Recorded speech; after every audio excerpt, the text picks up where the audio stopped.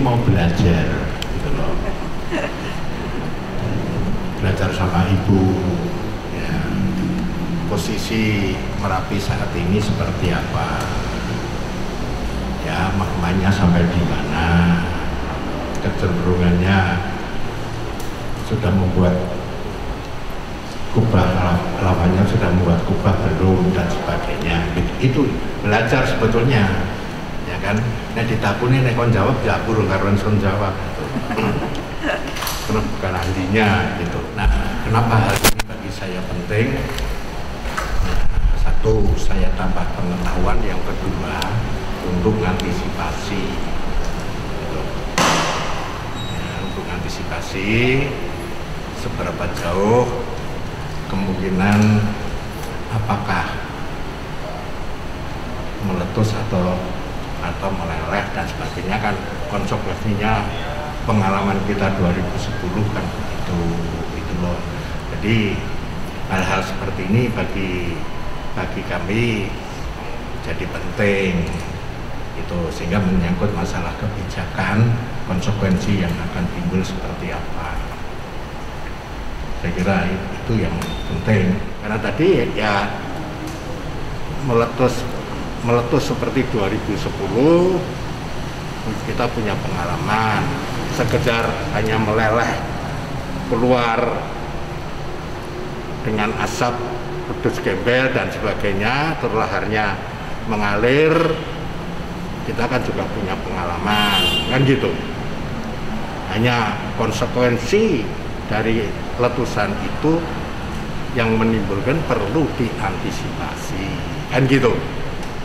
2010 kan nggak punya pengalaman, tapi 2010 jadi pengalaman bagus.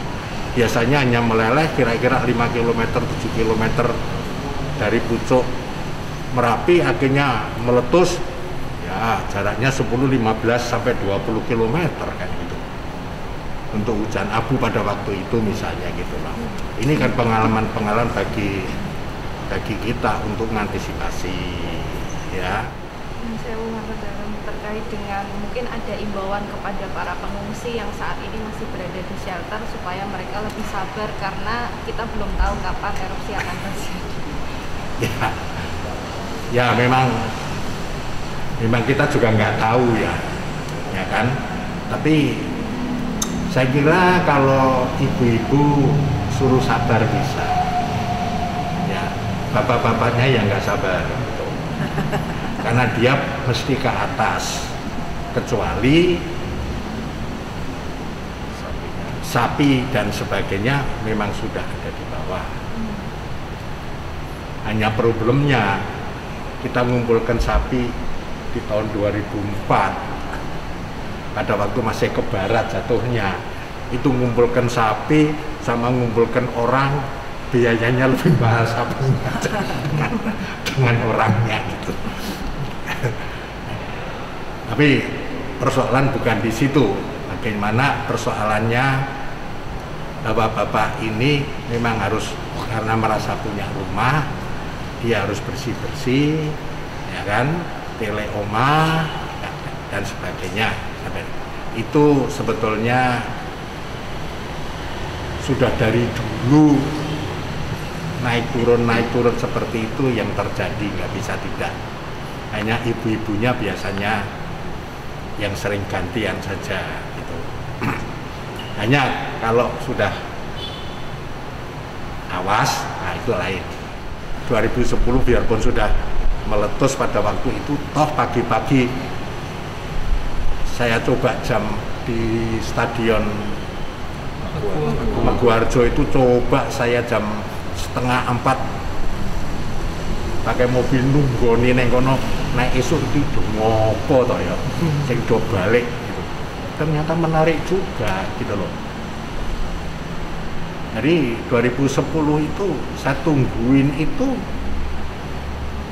dia jam-jam 3:30 itu sudah parkir sepeda motor yang mau ke atas itu, parkir sepeda motor.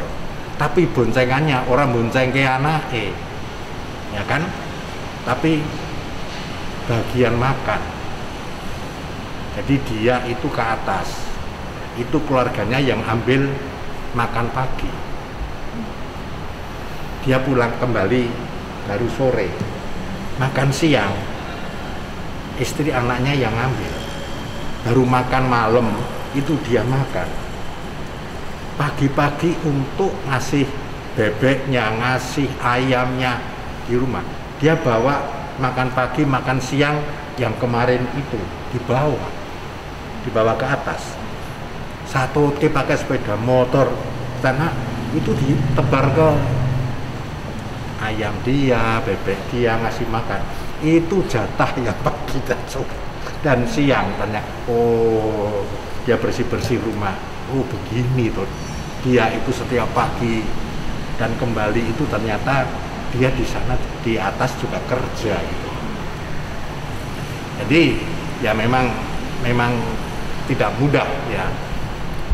Dia punya aset seperti itu harus dia tinggalkan begitu saja tanpa memang akan susah gitu.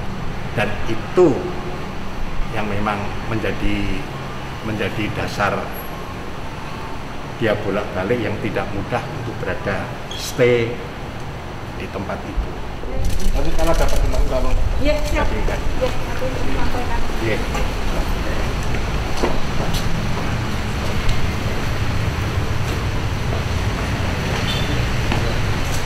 Enggak, bro. Sampai